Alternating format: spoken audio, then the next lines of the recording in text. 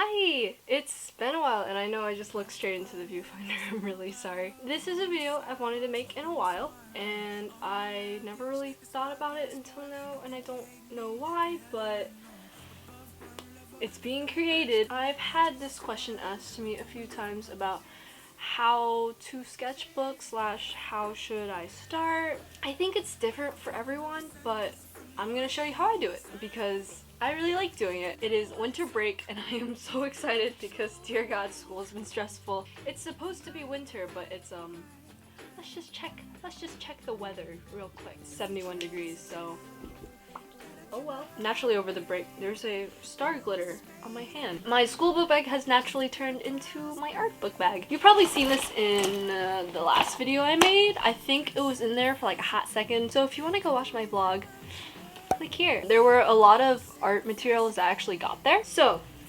what is actually on this bag, in case you were wondering, a lot of Pikachu zipper pulls, a Tamagotchi, and then a hand sanitizer with a bat that lights up. I am really bad at probably using book bags for their intended purpose. I like to shove all the things in the little pockets and then that just leaves the big pockets like super unnecessary, which I don't think is the case with this one actually, so proud of myself for learning how to use a book bag. Oh, also I painted the front. Just thought I'd let you know. These are all of the things in the little baby pocket. In here is a white gel pen. This is the Uniball Signo UM153 pen. It's a Japanese brand. A lot of people use jelly rolls too, which I think are good, but I don't like them, so this is the one I use. Next is a gold paint marker. You know it's a paint marker because you can hear it. This is a Pilot gold marker and it says fine tip. I don't think it's that fine tip. Get this open. You can see that the tip is not that fine. It's used, but it's not that fine. You shake, depress, and write. I have an X-Acto blade. I have a Muji pen. It's not necessarily an art pen, but it's a good pen and has a good flow. This is a, I don't know what kind of ink it writes. I don't think it's waterproof, but it is made in Japan. And it's ultra fine 2.3 millimeters, so it's an eraser pencil. This saves my life when I'm sketching and I have to do rendering or something like that. This is a micron. I have too many microns. It's a problem. This is in the size 01 Sakura. It's archival ink. And then I have an eraser. It's a little Miffy 4B eraser. That is what's in this little guy right here. If I can put them all back in. Next in this little pocket is a Band-Aid for art adventuring. I have another little blade. Sometimes you just need them for maybe Prismacolors or cutting paper or whatever it is you're doing. A Blick eraser. I have a pop tab from a soda I drank in New York. 3 sharpeners. There's a reason I have 3 of these. These 2 are my favorite. This one has the 2, like it's double-ended. When you use Prismacolors, I like to use the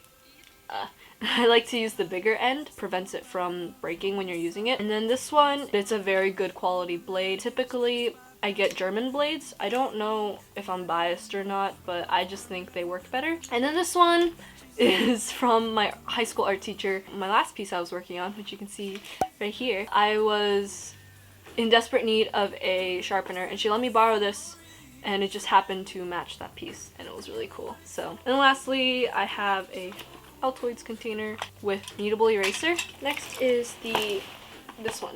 The little slightly bigger one. This one only has 2 things in it, but I really like these 2 things. So I have 2 boxes and you're probably really confused as to what these are for. This is a printer and I love this so much. You put little pieces of paper in here and it's real nice to have. Now this is a tiny little baby watercolor set. It's Winsor & Newton, so you know it's a good brand. And the inside looks like this. You have like all the colors you would need and white for whatever reason you would want white. Ooh. For whatever reason you would want a white watercolor. It comes with a really small brush that I don't like because it feels like a Nintendo stylus. It's too short for your hand, even for like my baby hands, it's too small. In here, I have like a side pocket, which I really like on this bag. 2 tapes. I would say these are washi tapes, but these aren't because they're like paper tapes. It's like this and there's a backing to it and I really like it, but it's also kind of impractical because it does like fall apart on you and stuff. Square Pink and Candy Pink are the names apparently. Koharu masking tape, apparently the brand. The inside of my bag is actually split into 3 sections because there is the like laptop case, and then there's this little folder case, and then there's like the main actual backpack part. So let's start from the forward to the back. I have a little fish, and he's real cute, and in this fish I have like 4 masking tapes. I have plenty more than this, but on the go these are the 4 I typically stick with. Then I have 2 pencil cases. Yes, I have a lot of pens and pencils and markers and whatever. The gold marker I was talking about earlier, I have a thicker one. This is basically my bag of everything metallic, so I have these 3 metallic pens that I really like. These are also paint markers, but these are called leafing pens. I do really like these, however the flow is terrible. What I've had to do is take the nib out, stab a toothpick in it, and drain it. So I basically gut the markers, and then I use a paintbrush. I kind of use them more like paint than like markers. However, they're actually metallic, probably because they're leafing pens. Not entirely sure what that means. I have a silver Pilot marker. I think it works very well. Yes, I like the silver.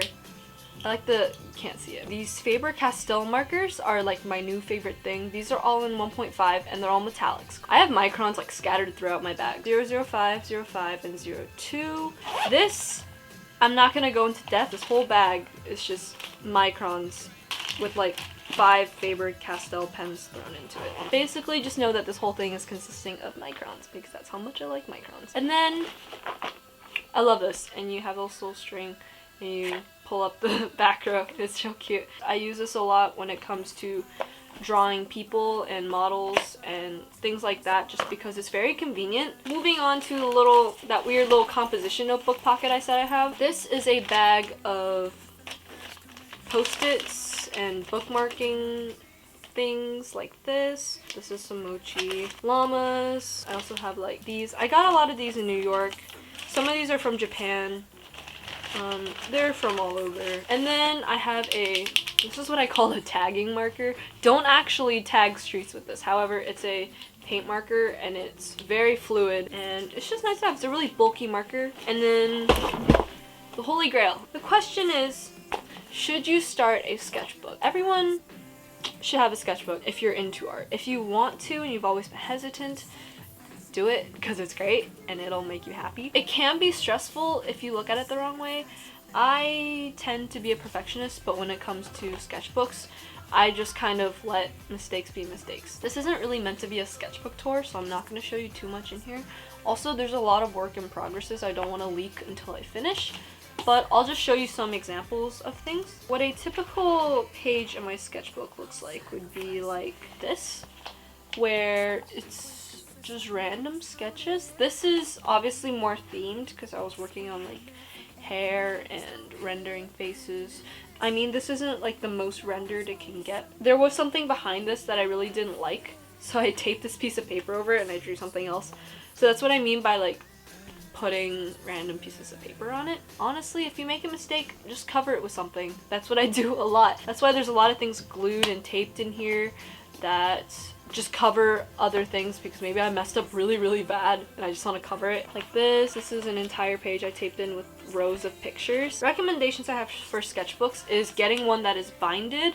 Both of my sketchbooks have been binded because I don't believe in ripping out pages when it comes to sketchbooks. Jump around the pages. Don't start from the front and work until you get to the way back, because it's not gonna work like that. You don't want your mistakes to constantly be staring at you. So if you made a mistake on this page and then you go to this page, it's fine. You know, like you're not gonna, just skip around. Turn your sketchbook upside down if you want. I like working on the right side. So once I fill up all the right side pages, sometimes I'll just turn my sketchbook over so the left side becomes the right side, if that makes sense. This is what I mean. I drew this one upside down.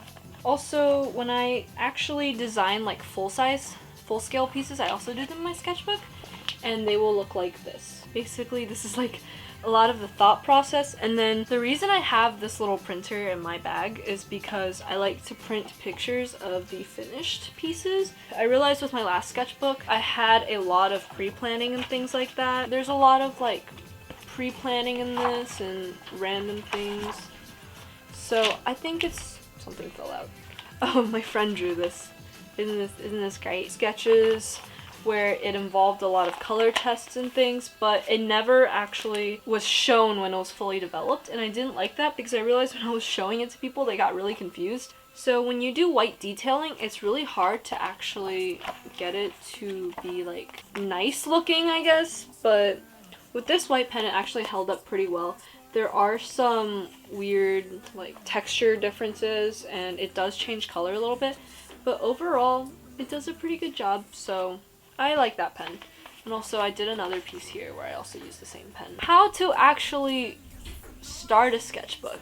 My favorite size is probably like this, which is why I've had 2 of them. I like using A4 sized paper, so 8x10 I think. This one is marker paper because I started using Copics more, so having marker paper was very helpful in this case because it allowed me to do things like this that you would not be able to do on regular paper. When you're actually starting a sketchbook, bring it with you everywhere. The reason I have a book bag dedicated to all this stuff is so I can bring it with me everywhere. It takes a lot of work to actually finish a sketchbook, but if you're consistent with it, you will finish it very fast. I try to sketchbook at least once every day, or just draw something once every day because it's very important to keep practicing that. I need to skedaddle because I need to film other parts of this video and also go give Christmas cookies to my best friend. So I will see you guys in the next one. Like, comment, subscribe if you want to do all those cool things, and I will see you guys in the next video.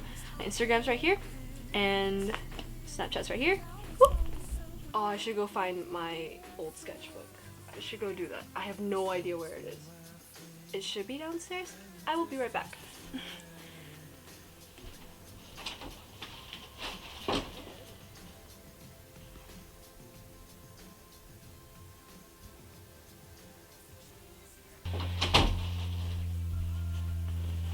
Okay, I found it. This is the one that I did last school year when I was a sophomore.